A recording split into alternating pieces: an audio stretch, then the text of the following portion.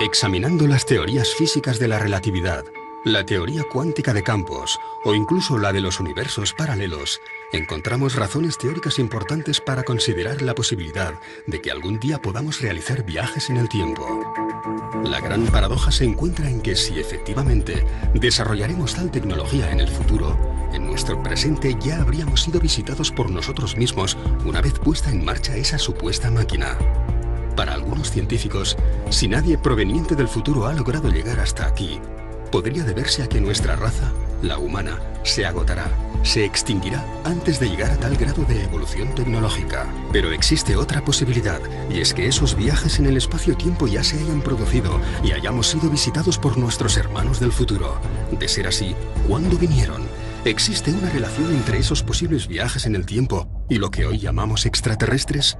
Y lo que es más importante, ¿dejaron alguna evidencia de su viaje por el pasado? Creo que el mundo está más que capacitado para aceptar la posibilidad de que no seamos lo que creemos ser. Precisamente cuando encontramos lo imposible en la ciencia es cuando realmente podemos llegar a avanzar en ella. Es un reto, ¿no? Intentar explicar por qué hay determinados objetos que aparecen donde no deberían de estar. Cuando empiezan a aparecer las mismas piezas en otras partes del mundo, pues yo creo que ya deberían ser objeto de estudio. Todas esas cosas nos hacen pensar que tendríamos que revisar nuestra historia, que tal vez no fuimos los primeros con un desarrollo técnico en la Tierra, o que nuestras cronologías están absolutamente desfasadas. Es importante que la revisemos. La historia se va reescribiendo por sí sola con el paso del tiempo. No podemos cubrir una verdad como esa. UPART.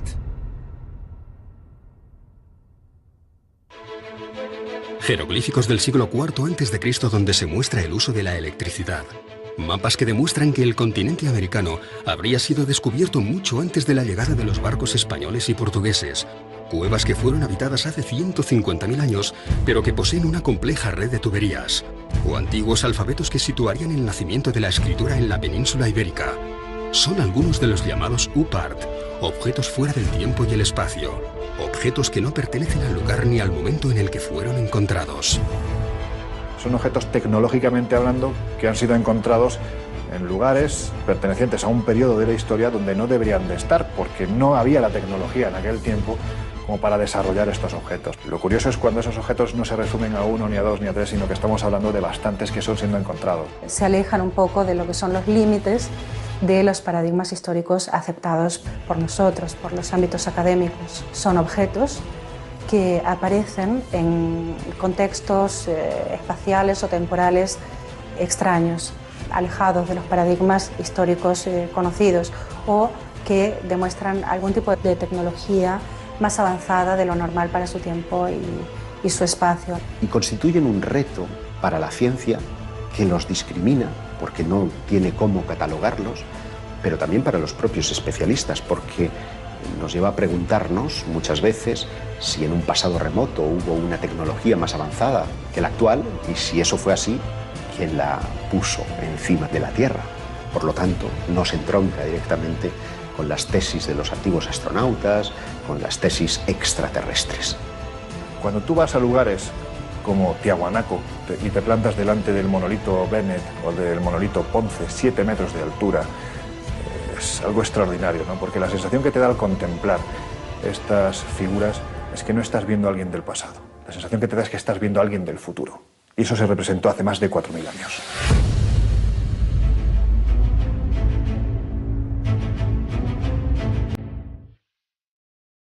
A principios de los años 70, en la mina de carbón de Ottosdal, en Sudáfrica, se trabaja sobre un estrato de 2.800 millones de años.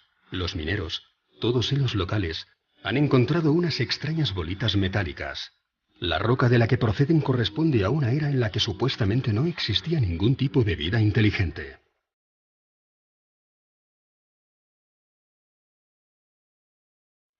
Los orígenes del hombre se remontan a más o menos a los 40.000, 50.000, 100.000 años. Estamos hablando de una cantidad de tiempo lo suficientemente importante como para desestimar cualquier tipo de intervención humana en su proceso de creación. Me parece delirante la cronología, porque es que la cronología que tienen no existía ni el primer continente conocido por nosotros, que es de hace 1.100 millones de años, me parece. Y esto está datado en estratos geológicos anteriores incluso, de 2.800 millones de años. Las esferas son pequeñas, de apenas 2 centímetros de diámetro, y tienen 3 líneas perfectas grabadas sobre su superficie.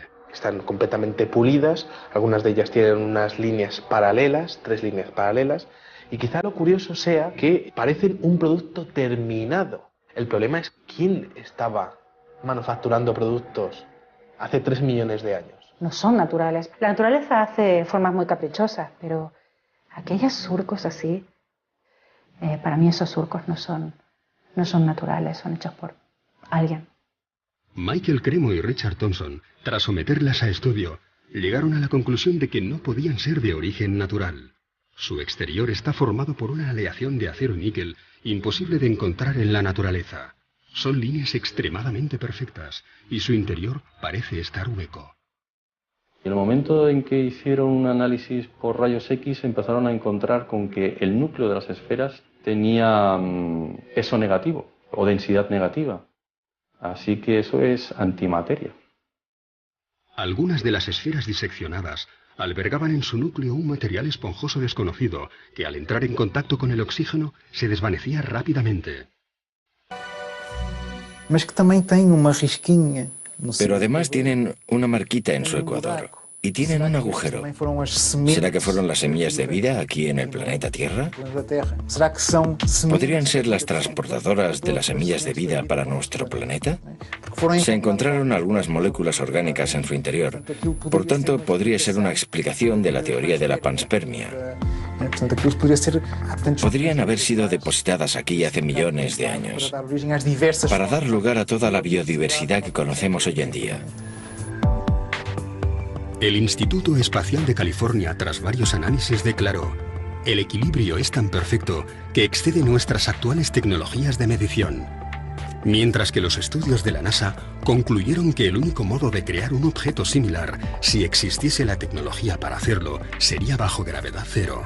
A pesar de los datos obtenidos, las esferas de Sudáfrica no han sido nunca consideradas como objeto de estudio para la ciencia más clásica y ortodoxa. Para estos estamentos, se trata de un simple capricho de la naturaleza. Curiosamente, de ser así, estaríamos ante el primer caso en que la comunidad científica internacional afirma que la naturaleza ha generado formas perfectas. Todos los grandes descubrimientos de la humanidad parecen tener algún tipo de relación con quienes nos visitan.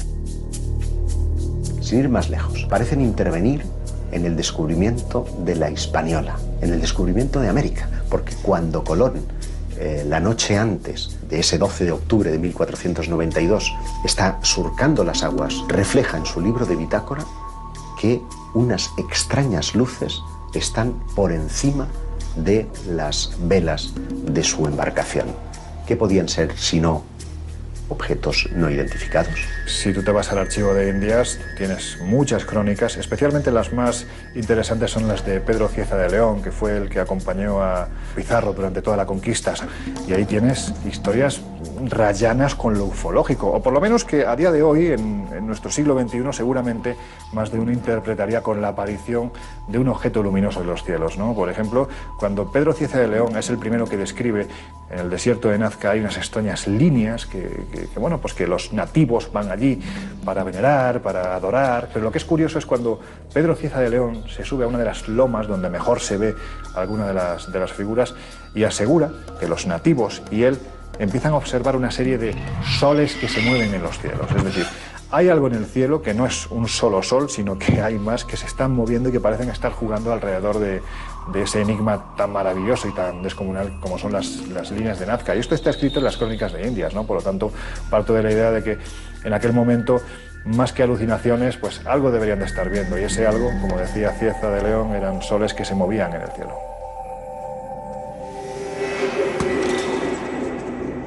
Si realmente estas luces u objetos no identificados acompañaron a los descubridores portugueses y españoles del siglo XVI, podrían estar también relacionadas con algunos de esos artefactos fuera del espacio y el tiempo que tanto intrigan a los historiadores.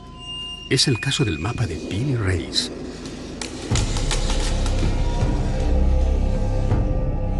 Nueve años después del descubrimiento de América, un corsario llamado Kemal Reis capturó 7 naves junto a las costas españolas. Alguno de los hombres que acompañó a Cristóbal Colón se encontraba entre los prisioneros que fueron interrogados por el pirata. Así que encomendó a su sobrino, el almirante Piri Reis, que confeccionase un mapa del mundo conocido, basándose en el relato de aquellos españoles cautivos. El resultado es un mapa pintado sobre cuero de gacela con todo tipo de detalles, dibujos y anotaciones en las que afirma haber obtenido la información de 24 mapas distintos. Uno de ellos, perteneciente a Cristóbal Colón, alguno de la época tolemaica, e incluso algunos provenientes de lo que él llamó los antiguos reyes del mar. Piri Reis afirma que sus fuentes son muy anteriores, y eso nos estaría dando unos datos que, por supuesto, romperían completamente, ¿no?, con la ortodoxia, ya no sobre los chinos o los polinesios, que sí que ya llegaron por lo menos 500 años antes que Cristóbal Colón, pero datos mucho más antiguos todavía. Pero llama mucho la atención algunos detalles que ya no existían en aquel entonces, o que no se habían descubierto, ¿no?, como es el tema de la Antártida, ¿no?, ¿qué hace la Antártida allí, ¿no?, en un mapa confeccionado encima de cuero de gacela, ¿no? O se ven, lo más importante a veces quizás incluso son los dibujos de animales. Allí, por ejemplo, se aprecian llamas encima de los Andes y todavía no se había llegado a aquella zona. ¿Cómo es posible que ya apareciera identificado como tal? Las Islas Malvinas, la desembocadura del río Amazonas o el cauce de algunos ríos del interior del continente africano son algunos de los territorios que no deberían aparecer en un mapa de principios del siglo XVI. Nuevamente nos encontramos ante una pieza que hace temblar algunos de los principios más sólidos de la historia convencional. No solo el mapa de Piri Reis, sino muchos otros mapas anteriores muestran las costas americanas y, sin embargo, la ciencia, los historiadores, siguen diciendo que América fue descubierta en 1492. Naturalmente, esos mapas anteriores han sido validados por esos mismos científicos. No es un contrasentido que sigamos diciendo que Colón fue el descubridor de América. En mi opinión, fue el que mejor marketing tuvo. América no es un continente que se haya descubierto en el año 1492. Es un continente que se reencontró en 1492. Pero es que si te remontas en el tiempo, tienes vestigios mucho más antiguos, vestigios de hace 10, 12.000 años, ¿no? Es decir, es que hay arte rupestre donde están representados una serie de elementos que aparentemente o te los han traído de fuera, o si no es imposible que el que pintó estos elementos tuviera un conocimiento previo de lo que se estaba haciendo en otros continentes, ¿no? Entonces a mí me gusta hablar, por ejemplo, de Eratóstenes, que en el año 300 antes de nuestra era, gracias a conocimientos que en aquel entonces ya existían en la desaparecida Biblioteca de Alejandría, pues pudo conocer que la Tierra era completamente redonda. Y sin embargo aquello, como se sabe, lo perdimos con el paso del tiempo. Fue primero Agustín de Hipona el que empezó a decir que la Tierra no podía ser redonda, porque si así fuera la gente que estuviera abajo se caería. Fueron muchos los tesoros arqueológicos que, una vez descubierto o redescubierto el Nuevo Mundo, pasaron desapercibidos para aquellos navegantes portugueses y españoles del siglo XVI. Algunos, como las llamadas piedras de Ica, mantuvieron ocultos sus secretos hasta nuestros días, como si estos Supart tuviesen la extraña manía de dinamitar todas las cronologías de la historia del ser humano, como si estuvieran allí con la clara intención de hacernos dudar.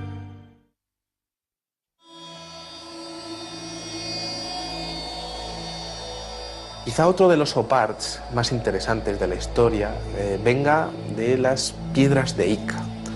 Estos son unas piedras, unos cantos rodados que están marcados, que están pulidos, perfectamente pulidos, y que tienen unos extraños dibujos en su interior. Esas piedras están mostrando diferentes estados del desarrollo de diferentes dinosaurios. Están exponiendo conocimientos muy exhaustivos sobre operaciones prácticamente a corazón abierto. Grandes dinosaurios que están siendo cazados por los hombres de aquella época. Triceratops o plesiosaurios en esas piedras. Entonces, ¿cómo conocían la existencia de esos monstruos si es que no los habían visto en algún momento, ¿no? Están mostrando a una auténtica batalla entre seres humanos y dinosaurios, algo que es imposible de pensar para la ciencia actual. La historia que se cuenta en esas piedras de Ica es prácticamente ciencia ficción.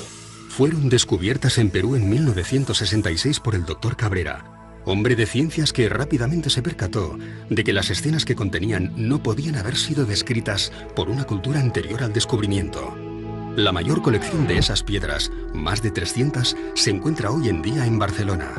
Transfusiones de sangre, trasplantes de órganos, lentes, catalejos e incluso telescopios. Para el Dr. Cabrera solo cabían dos opciones.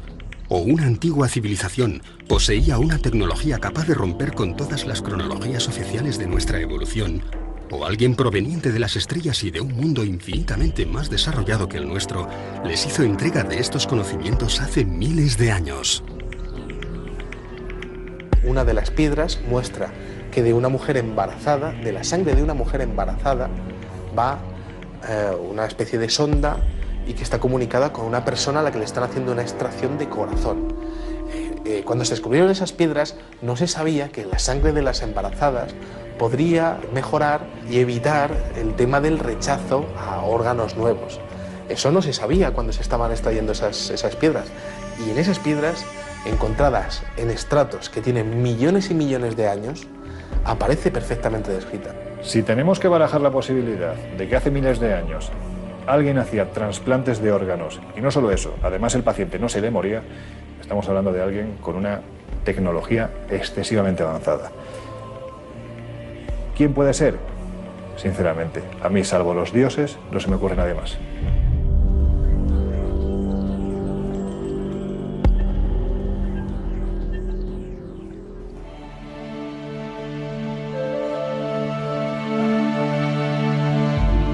A principios del siglo XX se descubre el mecanismo de Antikythera, uno de los pocos UPAs reconocidos y validados por la comunidad científica internacional. Una calculadora mecánica de bronce cubierta de signos e inscripciones en griego antiguo, que fue diseñada para calcular con total precisión los movimientos del Sol, la Luna y de otros cuerpos celestes como Mercurio o Venus.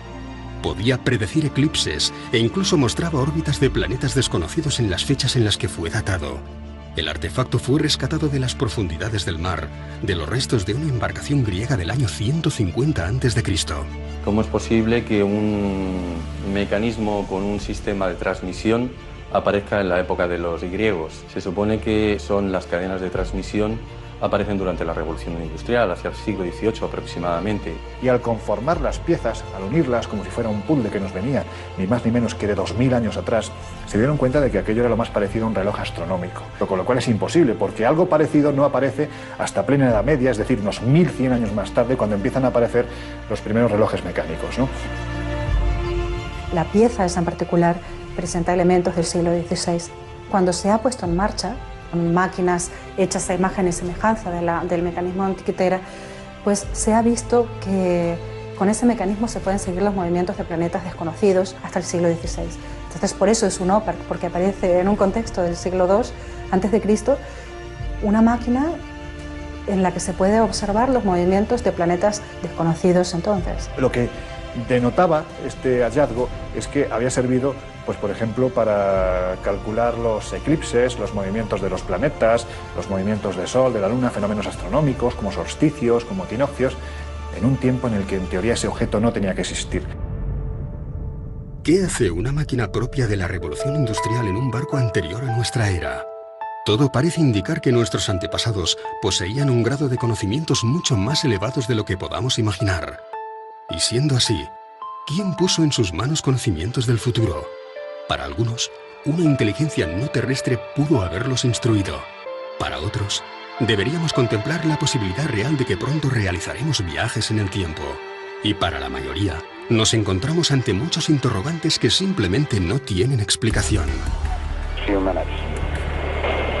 2 minutes, 10 seconds and counting. Oxidizer tanks from the second and third stages now have pressurized. T-minus 1 minute, 35 seconds. The third stage completely pressurized.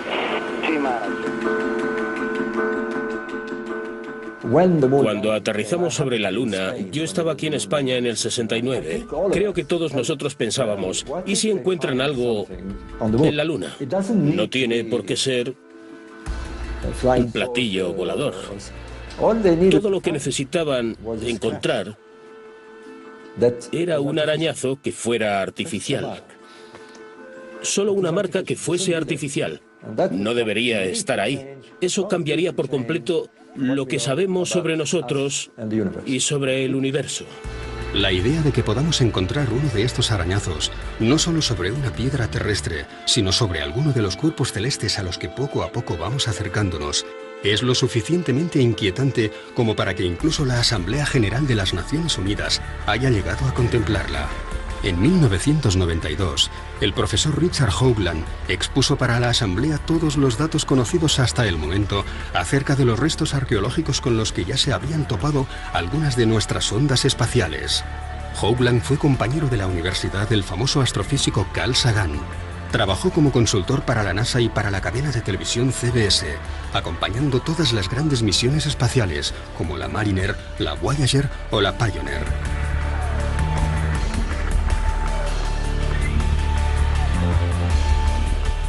Pero fue la misión Viking la que, tras fotografiar sobre Marte una serie de formaciones rocosas muy similares a un rostro humano y lo que parecía ser las ruinas de una antigua civilización junto a una gigantesca pirámide, lo que llevó a Hoagland a especializarse en esta nueva modalidad de arqueología.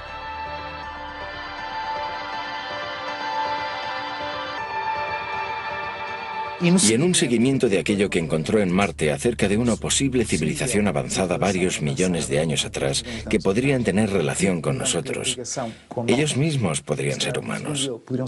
Que esa civilización haya dejado marcas en otros puntos del sistema solar. Le pareció interesante el hecho de que la NASA y la ESA mostraran gran interés en el estudio de un determinado asteroide alrededor de Marte. El asteroide Heinz, que tiene una forma similar a la de un diamante y que, por todas sus características y el hecho de parecer hueco y que, según las pruebas de resonancia, podría tener unos corredores por el medio, en fin, según la fisonomía de aquel objeto, podría ser artificial.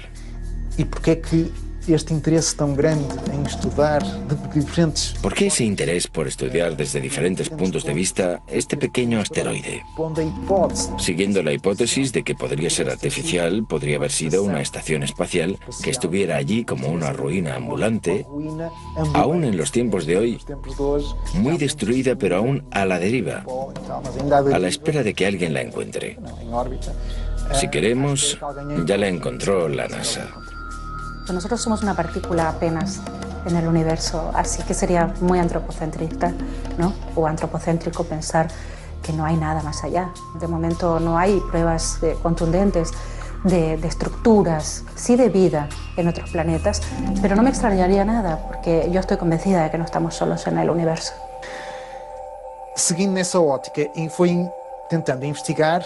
Siguiendo con esta óptica, fue investigando en otras partes del sistema solar. ¿Qué más podría parecer artificial? Y se dio de bruces con Iapetus. Iapetus es una luna de Saturno. Tiene una columna en su ecuador que sugiere que dos partes se ensamblaron.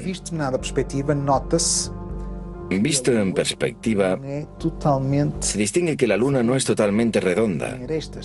Tiene aristas. ¿Cómo es que un satélite natural tiene aristas?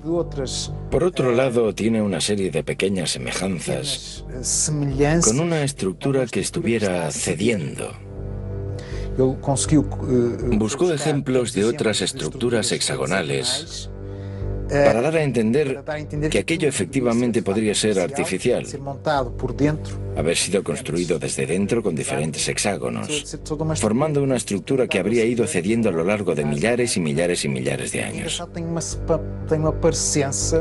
Es gracioso también su parecido con la llamada Estrella de la Muerte de George Lucas, de la película La Guerra de las Galaxias.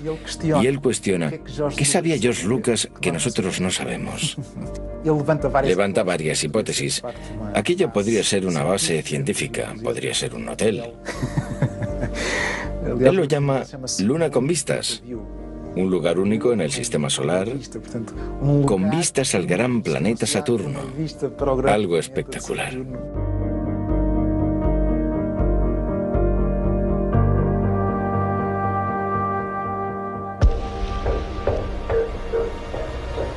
¿Dónde viene escrito quiénes somos? O mejor dicho, ¿dónde viene escrito quiénes fuimos? Puede que aún no hayamos encontrado la pieza arqueológica definitiva, pero da la sensación de que, cuanto más excavamos y removemos nuestro pasado, más preguntas desenterramos. Está admitido que el nacimiento de la escritura está en torno al 3500 a.C. en la región de Mesopotamia.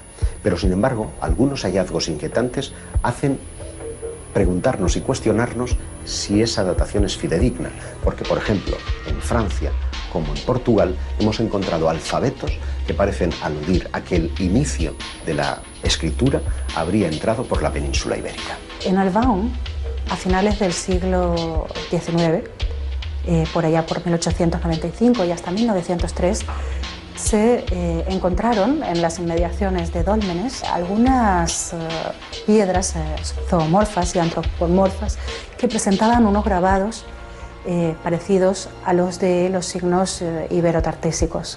Con figuras antropomórficas, zoomórficas, montando animales, pero también, y es lo más importante, un conjunto de inscripciones muy próximas a un alfabeto. Por el contexto en el que fueron encontrados, porque esto sí que fue encontrado en un contexto arqueológico, y parecían tener casi 6.000 años, o sea, las dataron en el 4000 a.C.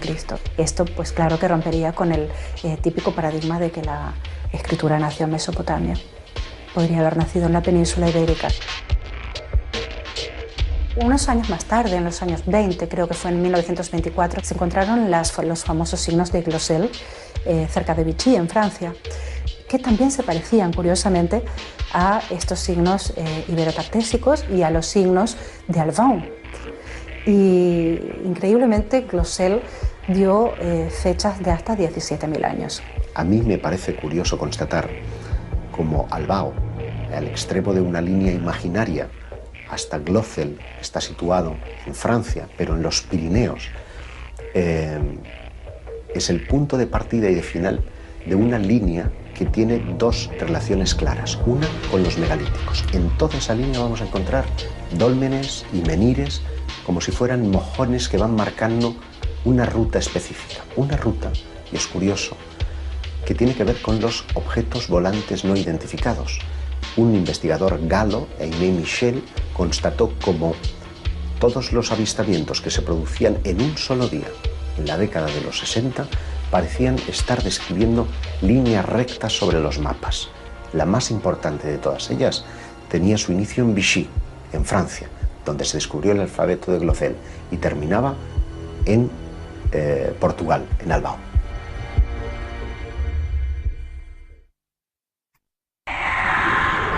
Un ser que estaba de espaldas a él se da la vuelta y se encuentra a sí mismo.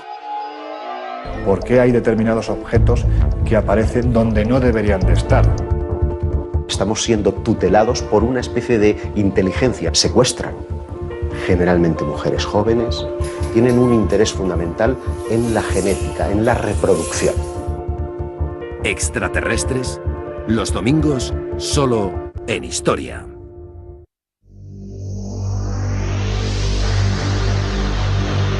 Uno de los oparts más interesantes es un tornillo que encontraron en una región de Rusia. Encontraron unas piedras que tenían 300 millones de años.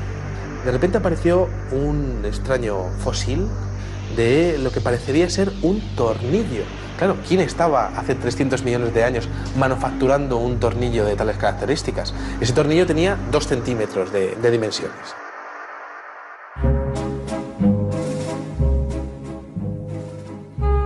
Tres siglos antes del nacimiento de Cristo, el pensador griego Arquitas de Tarento inventa el tornillo. Y por insignificante que pueda parecernos hoy en día, gracias a él nos convertimos en una especie tecnológicamente inigualable. Todo lo que inventamos necesita algún tornillo para mantenerse en pie. Aquella pieza encontrada en Rusia podría haber sido construida hace 300 millones de años. El ser humano no poblaría la Tierra hasta 250 millones de años más tarde. Es simplemente imposible. Ninguno de estos objetos debería estar donde fue encontrado. Viajes en el tiempo, civilizaciones perdidas hace millones de años o restos de algún tipo de visita proveniente de otro planeta muy similar al nuestro. ¿Nos encontramos ante un nuevo eslabón perdido o simplemente ante el tornillo que nos falta?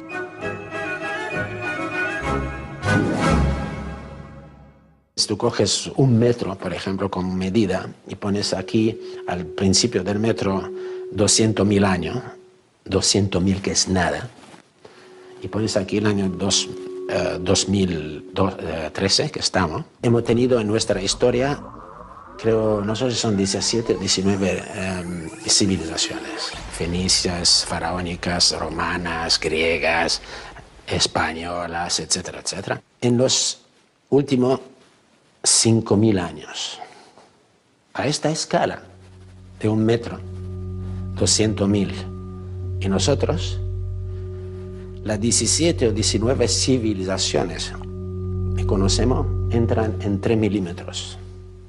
3 milímetros entran 17 o 19 civilizaciones.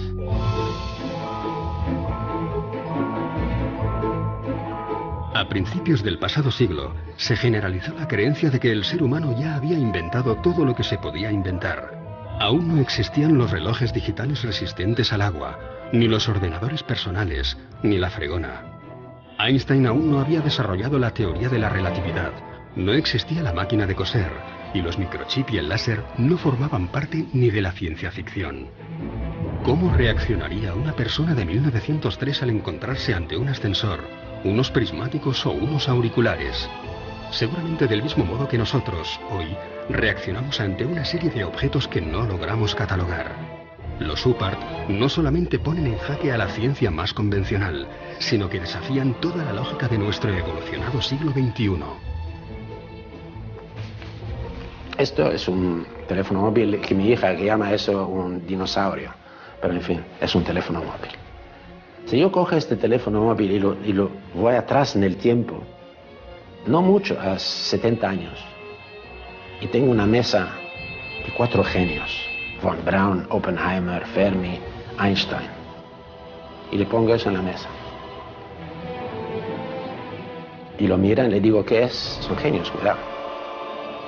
No sabe. Desde siempre creo que el ser humano ha tenido miedo a lo desconocido, ha tenido temor a los cambios, a la evolución de sus creencias. Por lo tanto, yo creo que no es nada raro que ante la aparición de un OPART sientan este miedo, porque esto podría traspasar los límites de los paradigmas históricos que eran aceptados hasta entonces. Si encontramos un artefacto que pueda probar, ¿quién sabe? Que ha habido visitas extraterrestres.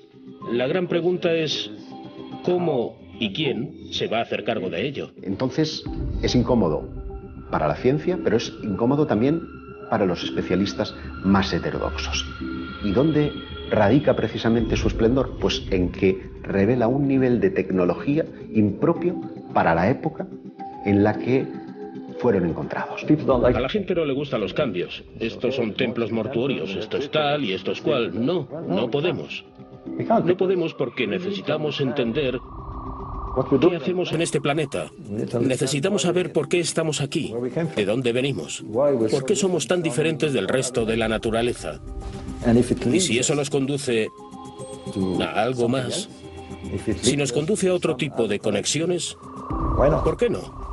Podríamos estar conectados con el cosmos.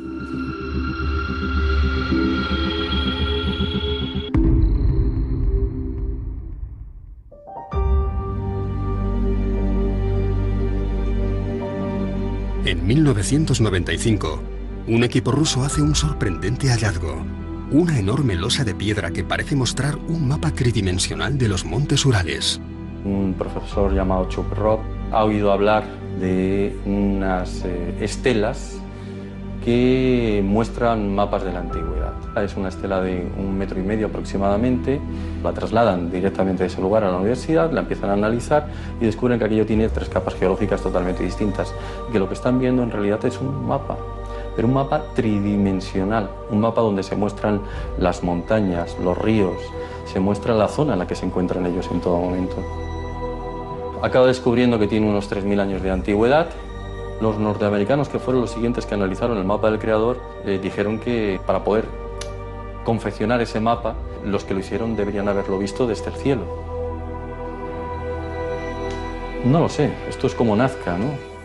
¿Realmente se necesita llegar hasta el cielo para realizar una serie de figuras en el suelo? ¿Quién sabe, no?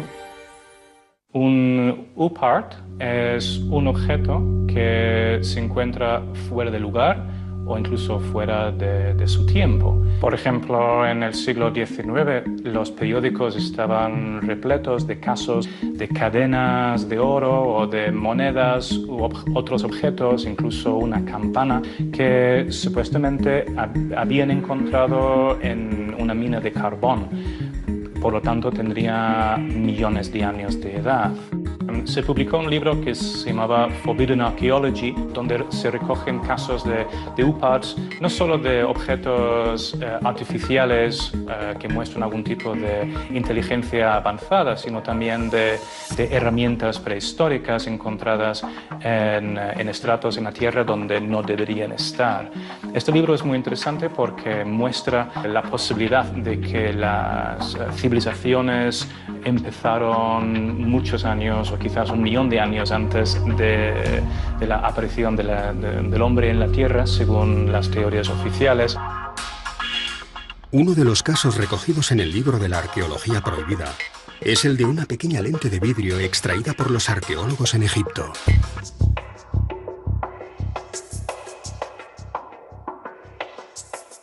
Se han hecho estudios microscópicos de esta lente y presentaba en sus extremos restos de metal, como si la pieza hubiera estado engarzada en algún tipo de montura metálica para algún tipo de instrumento de observación de los cuerpos celestes, por ejemplo. Bueno, es bien sabido que ya los antiguos pues, estaban muy interesados en la observación astronómica.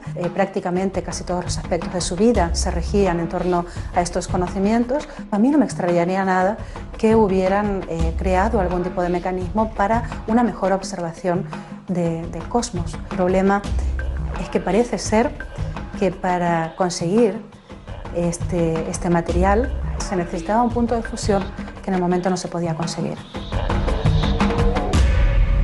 El punto de fusión necesario para crear una de estas lentes solo podría obtenerse con la ayuda de la electricidad. Pero como sabemos, los egipcios no conocían la electricidad.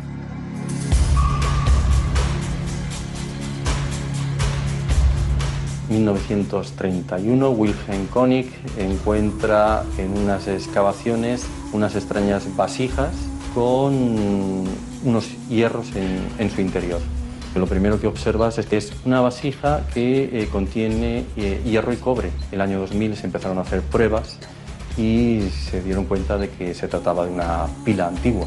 Esa vasija contiene los elementos indispensables para generar electricidad de poco voltaje. Nos da un voltaje ínfimo, un voltaje muy pequeño. Lo que pasa es que ese tipo de pilas, si las unes en serie, el voltaje ya evidentemente se acentúa, es decir, vamos sumando.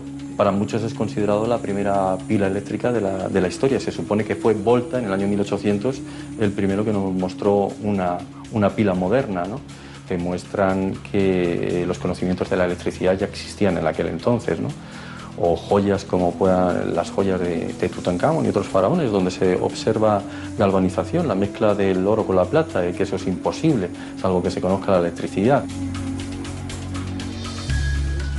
Llegando a una gran conclusión para todo esto, supongamos que sabemos que hemos sido visitados por extraterrestres. Vale. ¿Se va a caer el cielo sobre nuestras cabezas? No. Intentaremos seguir investigando quiénes fueron. Para mí es algo maravilloso. No estamos solos.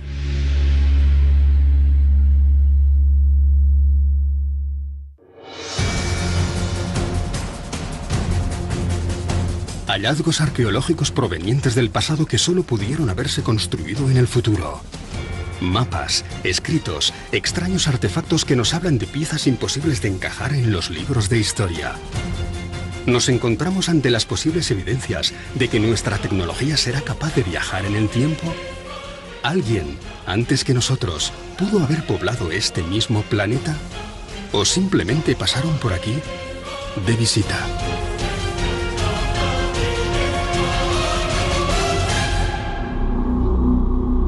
Uno de los hombres que acompañó a Cristóbal Colón se encontraba entre los prisioneros que fueron interrogados por el pirata. Así que encomendó a su sobrino, el almirante Piri Reis, que confeccionase un mapa del mundo conocido, basándose en el relato de aquellos españoles cautivos. El resultado es un mapa pintado sobre cuero de gacela con todo tipo de detalles, dibujos y anotaciones en las que afirma haber obtenido la información de 24 mapas distintos. Uno de ellos, perteneciente a Cristóbal Colón, alguno de la época tolemaica, e incluso algunos provenientes de lo que él llamó los antiguos reyes del mar.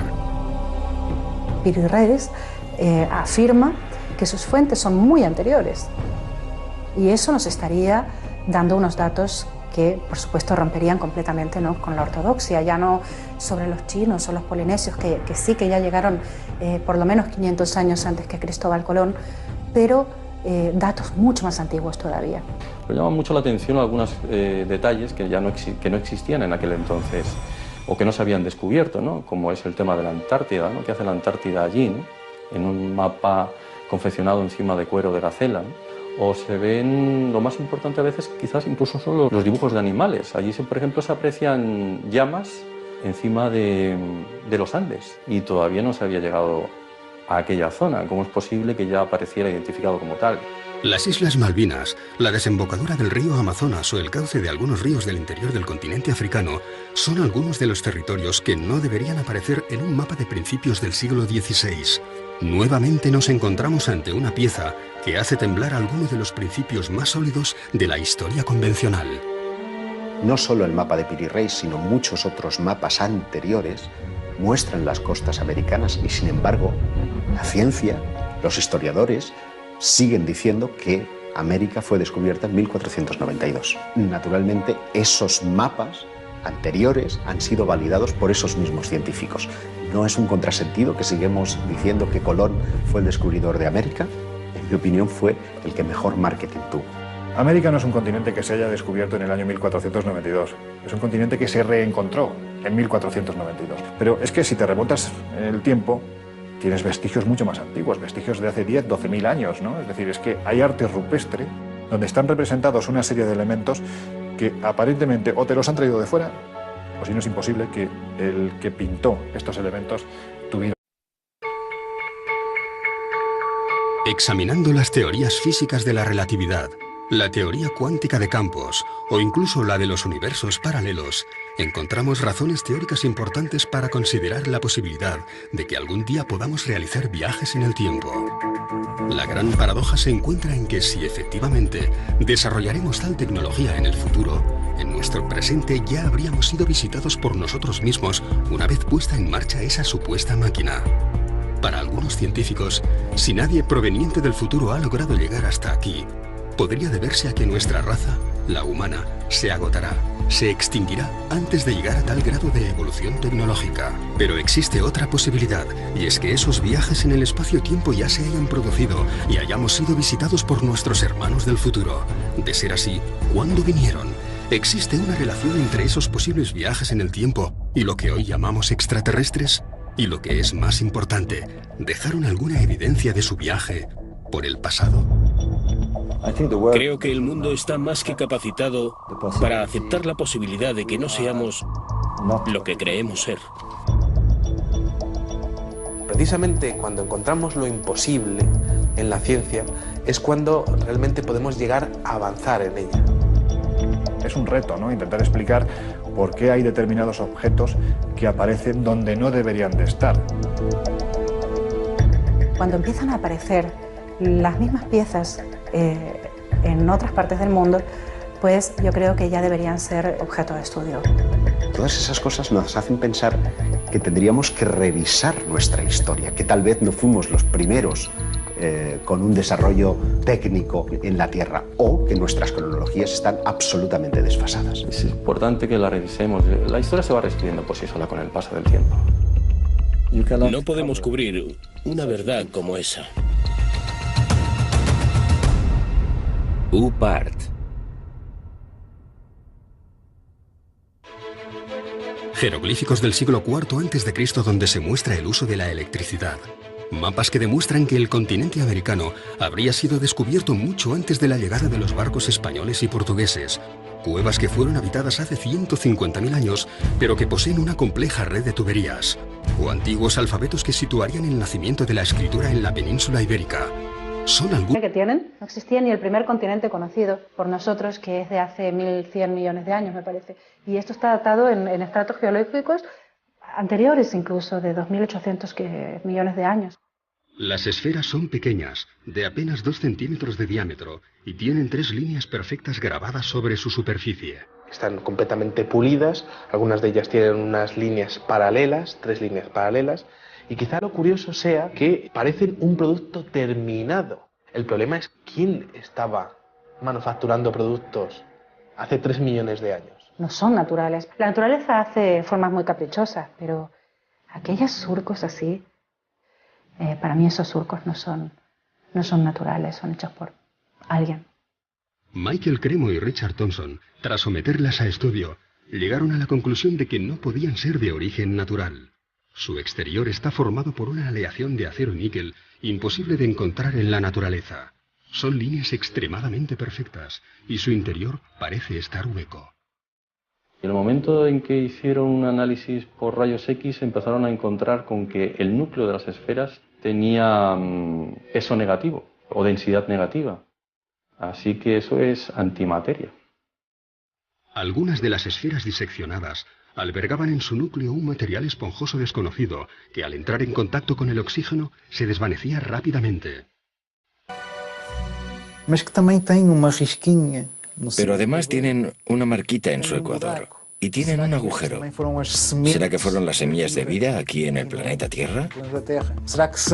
¿Podrían ser las transportadoras de las semillas de vida para nuestro planeta? Se encontraron algunas moléculas orgánicas en su interior. Por tanto, podría ser una explicación de la teoría de la panspermia. Podrían haber sido depositadas aquí hace millones de años, para dar lugar a toda la biodiversidad que conocemos hoy en día. El Instituto Espacial de California, tras varios análisis, declaró: el equilibrio es tan perfecto que excede nuestras actuales tecnologías de medición. Mientras que los estudios de la NASA concluyeron que el único modo de crear un objeto similar, si existiese la tecnología para hacerlo, sería bajo gravedad cero. A pesar de los datos obtenidos, las esferas de Sudáfrica no han sido nunca consideradas como objeto de estudio para la ciencia más clásica y ortodoxa. Para estos estamentos de los llamados UPART, objetos fuera del tiempo y el espacio, objetos que no pertenecen al lugar ni al momento en el que fueron encontrados. Son objetos tecnológicamente hablando que han sido encontrados en lugares pertenecientes a un periodo de la historia donde no deberían de estar, porque no había la tecnología en aquel tiempo como para desarrollar estos objetos. Lo curioso es cuando esos objetos no se resumen a 1, ni a 2, ni a 3, sino que estamos hablando de bastantes que son siendo encontrados. Se alejan un poco de lo que son los límites de los paradigmas históricos aceptados por nosotros, por los ámbitos académicos. Son objetos que aparecen en contextos espaciales o temporales extraños, alejados de los paradigmas históricos conocidos, o que demuestran algún tipo de tecnología más avanzada de lo normal para su tiempo y su espacio. Y constituyen un reto para la ciencia que los discrimina porque no tiene cómo catalogarlos, pero también para los propios especialistas, porque nos lleva a preguntarnos muchas veces si en un pasado remoto hubo una tecnología más avanzada que la actual, y si eso fue así, ¿quién la puso encima de la Tierra? Por lo tanto, no se entronca directamente con las tesis de los antiguos astronautas, con las tesis extraterrestres. Cuando tú vas a lugares como Tiahuanaco y te plantas delante del monolito Bennett o del monolito Ponce, 7 metros de altura, es algo extraordinario, ¿no? Porque la sensación que te da al contemplar estas figuras es que no estás viendo a alguien del pasado. La sensación que te da es que estás viendo a alguien del futuro. Y eso se representó hace más de 4.000 años.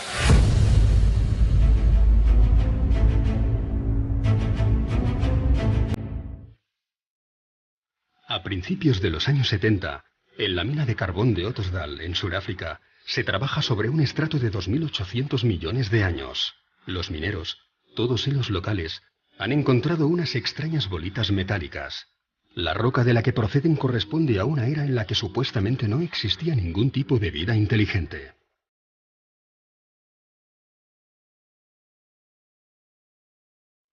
Los orígenes del hombre se remontan a más o menos a los 40.000, 50.000, 100.000 años. Estamos hablando de una cantidad de tiempo lo suficientemente importante como para desestimar cualquier tipo de intervención humana en su proceso de creación. Me parece delirante la cronología, porque es que la cronología... Se trata de un simple capricho de la naturaleza. Curiosamente, de ser así, estaríamos ante el primer caso en que la comunidad científica internacional afirma que la naturaleza ha generado formas perfectas. Todos los grandes descubrimientos de la humanidad parecen tener algún tipo de relación con quienes nos visitan.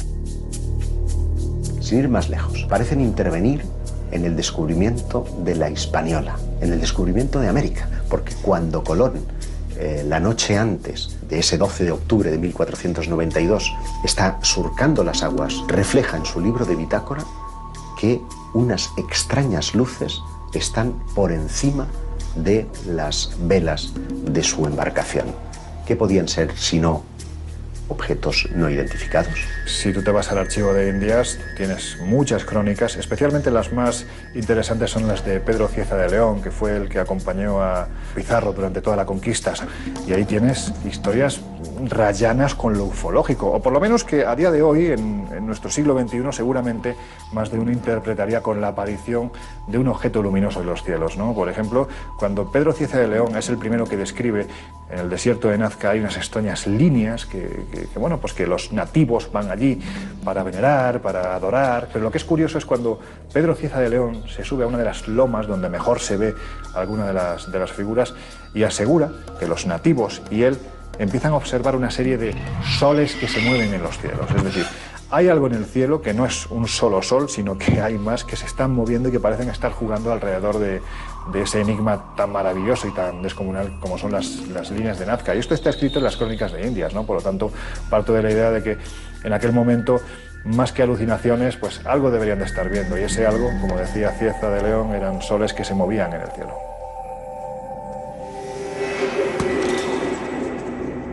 Si realmente estas luces u objetos no identificados acompañaron a los descubridores portugueses y españoles del siglo XVI, podrían estar también relacionadas con algunos de esos artefactos fuera del espacio y el tiempo que tanto intrigan a los historiadores. Es el caso del mapa de Piri Reis.